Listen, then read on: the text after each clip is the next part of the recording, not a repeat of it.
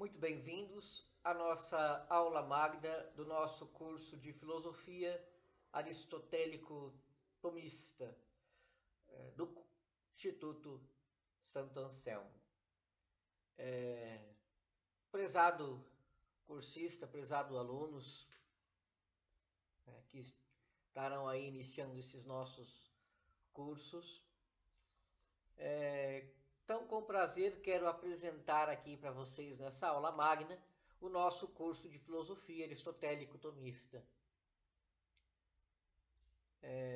Ele será dividido em matérias, em blocos, né? E a gente vai fazendo. Aqui é um pouco a introdução, né? A aula magna, a introdução, e vamos ter também aqui já a primeira aula do curso, né, de lógica, que é a sequência do nosso trabalho. Bom, a filosofia ela está no auge do saber racional, porque ela procura as causas mais remotas para explicar a realidade. Pensemos em alguém aí então que estuda a vida. Existe uma ciência própria a isto dedicada, que é a biologia.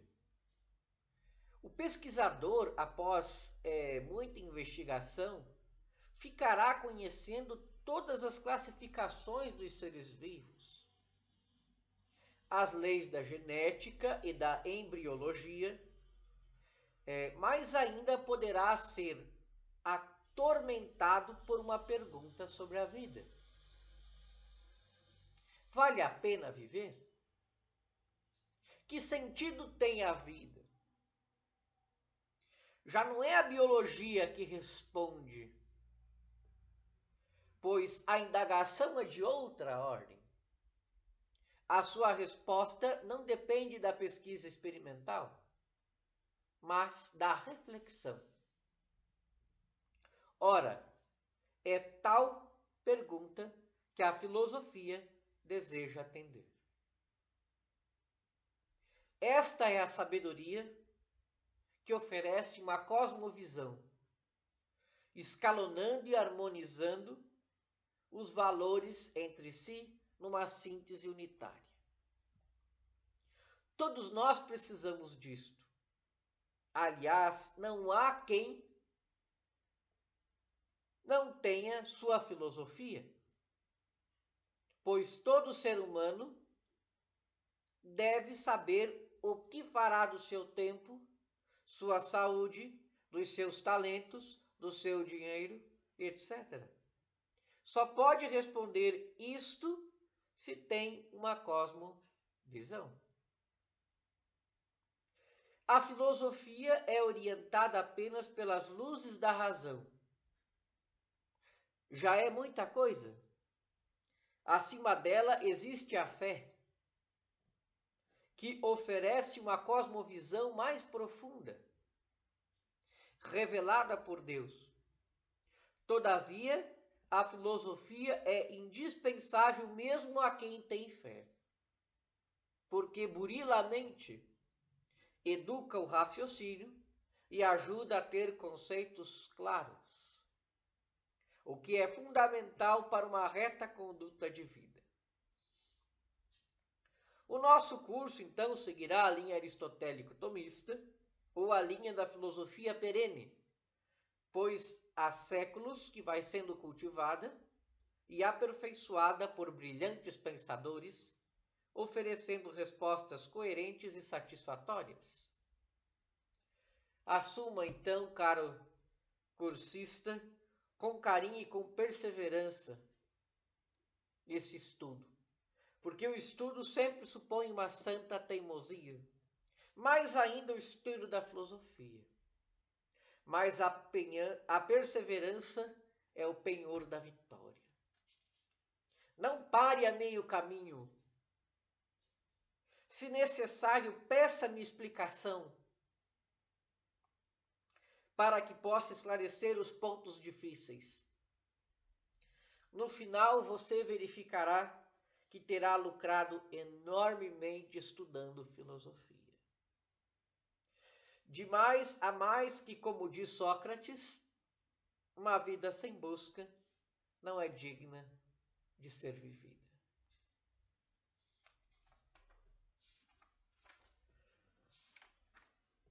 Então, vamos aí para a nossa grade. O que vamos estudar? A lógica, né? Começamos então o tratado de filosofia pela lógica, lógica clássica, lógica formal, material. Vamos ver um pouco da simbólica, vamos estudar um pouco os livros do órgano, uma longa também introdução à lógica, para entendermos bem a lógica.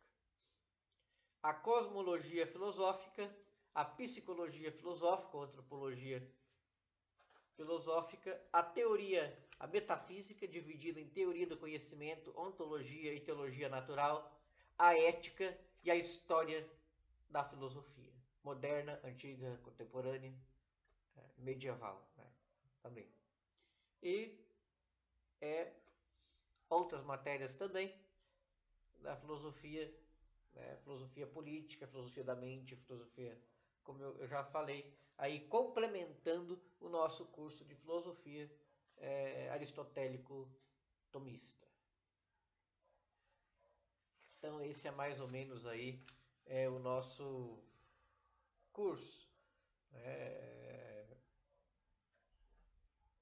que vou utilizar aí como bibliografia o curso que fiz do Dom Estevão Bittencourt, o curso que fiz dos Claretianos e o curso da Escola Tomista do professor Carlos Noguet e as obras aí de Aristóteles, né, outros livros aí que fundamento que é a bibliografia então do meu curso. Então vamos começar aí então com o nosso primeiro módulo do nosso curso. O que é a filosofia? Então, noção de filosofia. O pensador grego Pitágoras, do século 6 a.C., dizia-se filósofo, isto é, amigo da sabedoria, pois ele desejava chegar à sabedoria. Essa era, segundo ele dizia, propriedade da divindade. Pitágoras, portanto, não poderia ser senão um amigo que tentava aproximar-se da sabedoria. Em consequência, ele chamava filosofia o conhecimento profundo das coisas a qual ele aspirava. Tal é a origem etimológica da palavra filosofia.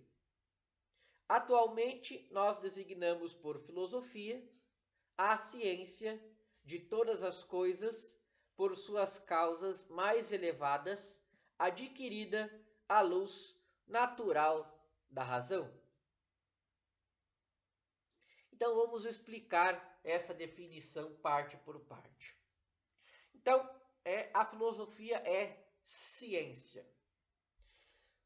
Colocado diante de um fenômeno da natureza, uma trovoada com seus relâmpagos ou incêndio na mata em uma seca, e etc., o homem experimenta surpresa e admiração. Espontaneamente, ele procura saber a causa desse fenômeno surpreendente. Ele o faz primeiramente mediante a observação da natureza, e assim descobre as causas imediatas dos fenômenos que o cercam, dando início ao que nós chamamos as ciências experimentais, a física, a química, a biologia, etc. Mas o desejo de saber não para aí.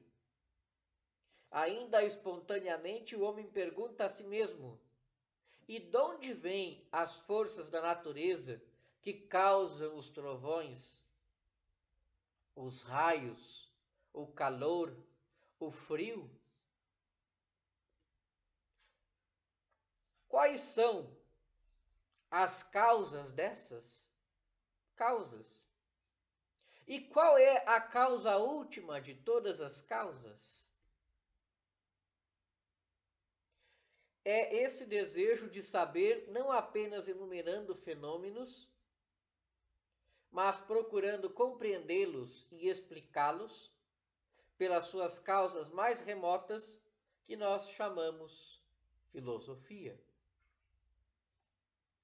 Então, a filosofia pode ser chamada ciência, se por ciência entendemos o conhecimento por causas. São Tomás de Aquino exprime claramente o processo da mente humana. Diz ele, na Suma contra os Gentios, volume 3, capítulo 25. Há em todo homem um desejo natural de conhecer as causas daquilo que percebe. É, portanto, em consequência da admiração sentida em face dos objetos, mas cujas causas lhe permanecem escondidas, que o homem se põe a filosofar. Uma vez descobertas as causas, seu espírito se tranquiliza. Mas a busca não cessa até que tenha chegado à primeira causa, porque só quando esta é conhecida é que o homem julga conhecer de maneira perfeita. Então, assim diz Santo Tomás. Vemos assim como a filosofia se diferencia então das ciências entendidas no sentido moderno desta palavra.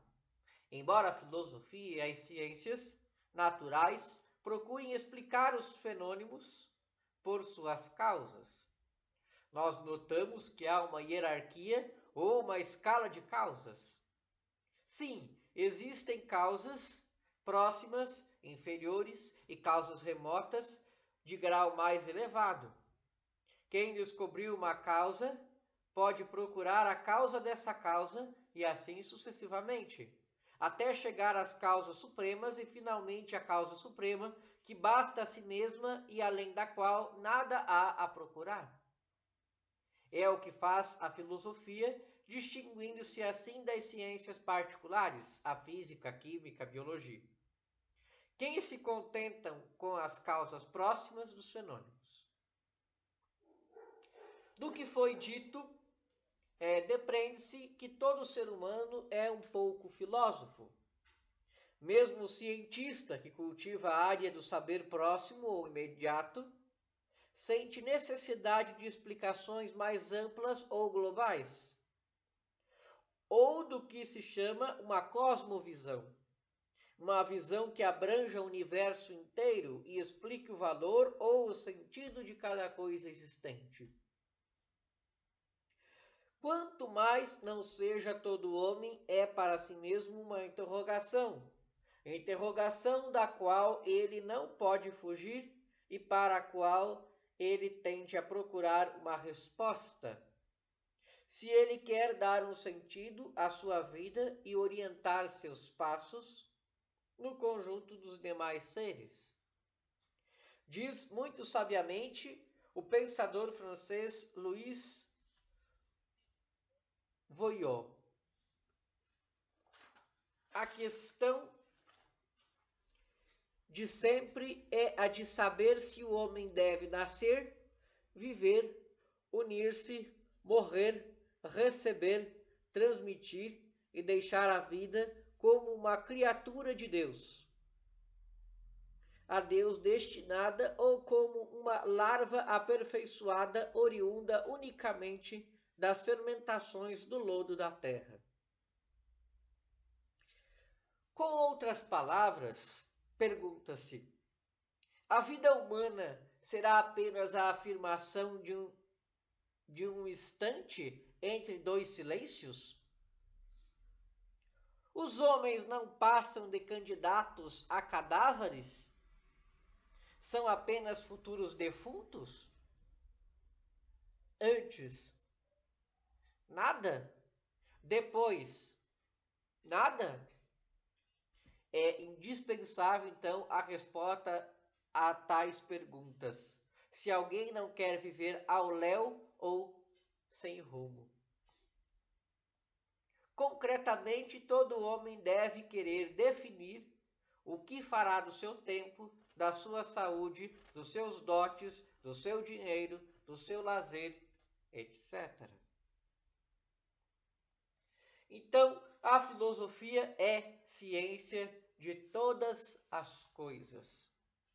Com efeito, a filosofia, ela estuda tudo o que de algum modo existe. Os seres inanimados, o universo, etc. Os seres animados ou vivos, o homem, o ser, Deus, etc. Mas, como dito, estuda-os procurando aprofundar o conhecimento das ciências particulares. E a filosofia é ciência adquirida à luz da razão. Isto quer dizer que a filosofia exige raciocínio ou pensamento concatenado. Assim, ela se distingue, então, da teologia, que supõe a luz da revelação de Deus aos homens, ou a luz da fé. Ela também se distingue do saber por autoridade. Eu sei porque alguém digno de crédito me disse. A filosofia se baseia na evidência intrínseca da realidade. Evidência é o que acontece quando se vê que o oposto é impossível. Intrínseca, tal intuição é baseada no exame direto da questão, não na afirmação feita por uma pessoa de autoridade. Recapitulamos o que foi dito até aqui, então, recorrendo à terminologia específica. A filosofia é a ciência de todas as coisas. Então, todas as coisas são objeto material da filosofia.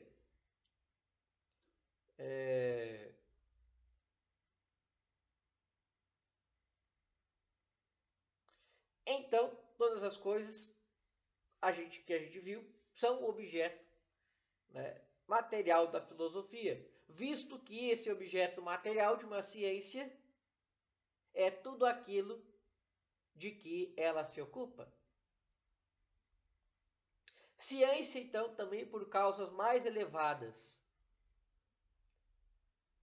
A procura das causas mais elevadas ou últimas vem a ser o objeto formal, através do qual, sim, o objeto formal de uma ciência é o aspecto que a ciência considera no seu objeto material. Por exemplo, a biologia estuda a vida na medida em que inclui processos físico-químicos. A filosofia considera a vida enquanto é algo cujo sentido se procura. Vale a pena viver? A vida tem valor para o homem? E a vida do irracional, que valor tem? A filosofia também é ciência adquirida à luz natural da razão. A luz natural da razão é o objeto formal, debaixo do qual, da filosofia, a luz natural, então, é o objeto formal da filosofia. Pois o objeto formal de uma ciência é a luz que ilumina a mente do pesquisador. Assim, o objeto formal da teologia é a luz da fé. O da filosofia é o da razão. Então, vamos ver aí para finalizar nossa aula a divisão da filosofia. Há diversas maneiras, então, de dividir a filosofia. Partiremos do fato de que a filosofia é o saber por causas últimas. Ora, há causas últimas propriamente ditas, além das quais não é possível retroceder, e causas últimas impropriamente ditas ou causas últimas dentro de um determinado gênero. O saber por causas últimas, propriamente ditas, é a metafísica. Esta é a sabedoria no sentido estrito da palavra. Chega até Deus considerado a luz da razão. O saber por causas últimas, impropriamente ditas, vem a ser, dentro da filosofia, a filosofia da natureza. Esta se subdivide em cosmologia filosófica, que estuda a origem do mundo, o movimento, o tempo, a vida e sua origem, e psicologia filosófica ou racional, que estuda a alma humana e suas faculdades. A filosofia da natureza e a metafísica antepõe-se à lógica propedêutica, que ensina a pensar corretamente, evitando vícios do raciocínio. E pospõe-se à ética, que difere dos tratados anteriores por ser filosofia prática, ou filosofia que dirige os atos humanos para o seu fim supremo, ao passo que os tratados anteriores são especulativos ou não têm em vista senão o puro conhecimento.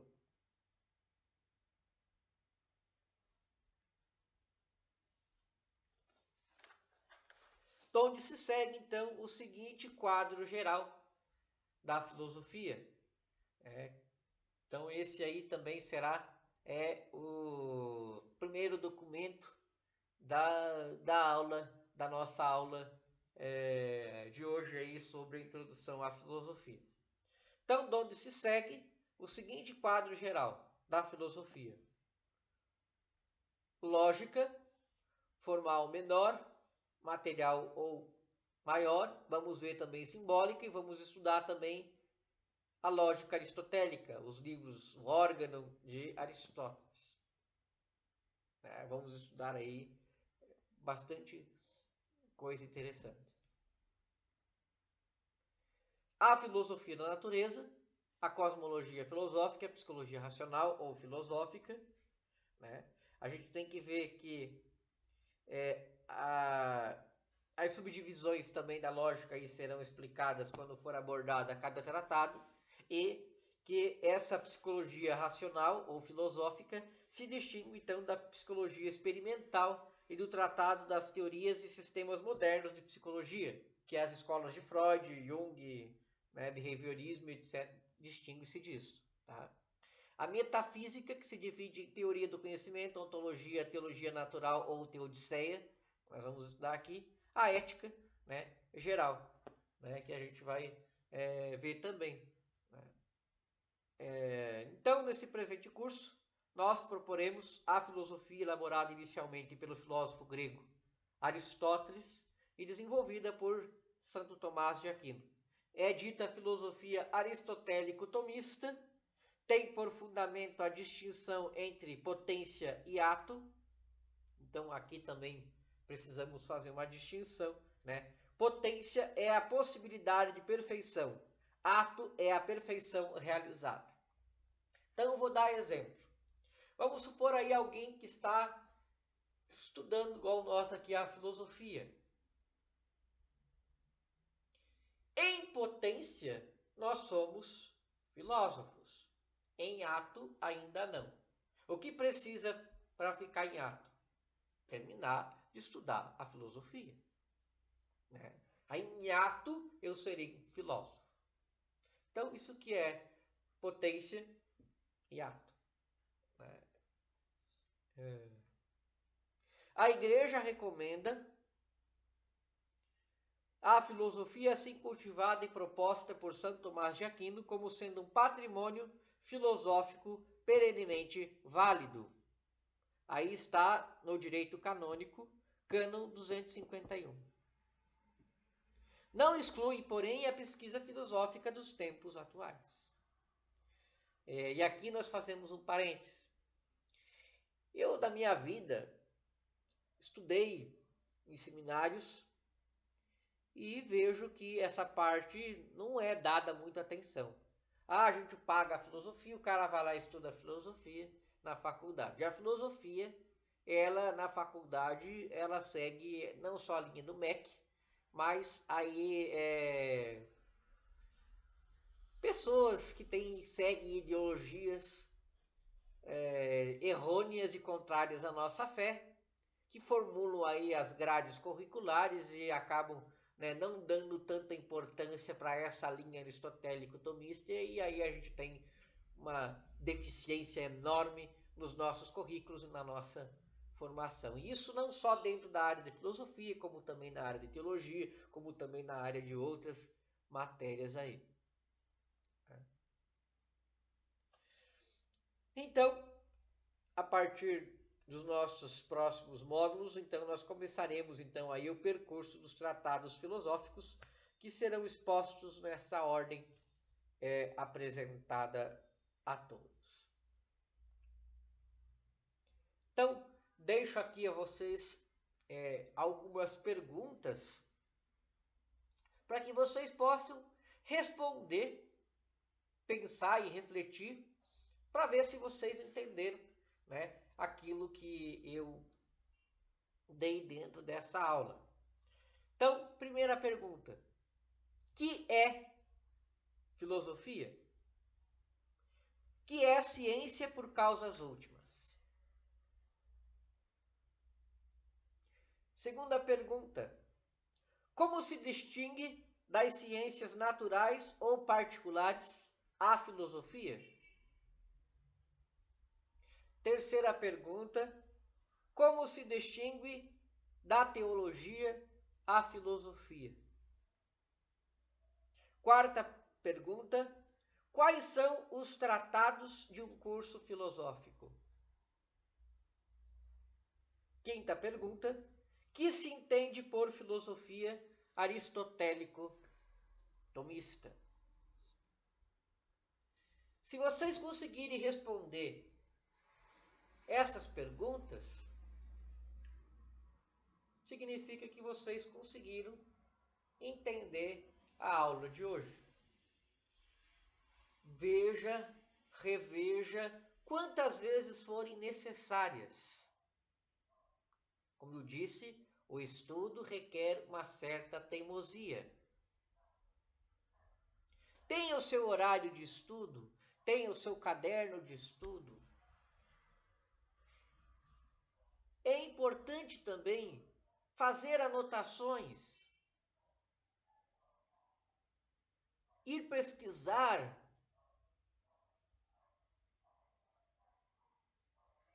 montar resenhas, escrever reflexões sobre determinados pontos que forem aparecendo. É assim que se constrói o conhecimento. Então E é aqui que eu encerro então essa aula magna de introdução ao nosso curso de filosofia, né? Vá fazendo aí então depois as matérias, vá assistindo nas nossas aulas. Dúvidas, me mandem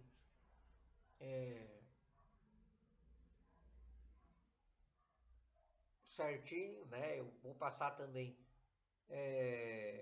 meu e-mail para que possam entrar então em contato comigo ou via WhatsApp para que a gente possa então estar aí esclarecendo dúvidas e ajudando vocês nesse conhecimento, nessa busca de conhecimento. Então seja aí muito bom.